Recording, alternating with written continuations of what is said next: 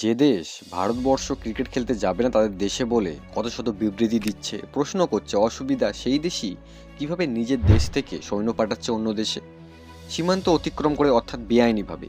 এই ব্যাপারটা আজকের দিনে পরিষ্কার। শব্দ দিয়ে শব্দ ঢাকা যায়, ওখানেও এমনটা হয়ে আসছে। মানে পায়ের শব্দ গুলির শব্দের কাছে কোনো ব্যাপারই না। তাই ফটকা গুলি চালিয়ে আমাদের দেশে দুষ্কৃতীদের পায়ের শব্দ ঢাকার পরিকল্পনা করছে পাকিস্তান।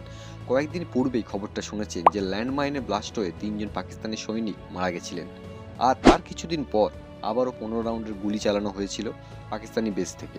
ইন্ডিয়া জবাব দিয়েছিল। ফলে যা ক্ষয়ক্ষতি হয়েছে তা প্রতিবেশী দেশই জানে। কিন্তু 16 তারিখ রবিবার 11টার সময় জম্মু কাশ্মীরের পুঞ্চ সেক্টরে ইন্ডিয়ান আর্মি চৌকিতে গুলি চালায়। ইন্ডিয়ান আর্মি তা জবাব দিয়েছিল। ফলে ইন্ডিয়ান আর্মির গুলিতে পাকিস্তানি সৈনিকের খুলি উড়ে যাওয়ার খবরও শোনা যাচ্ছে।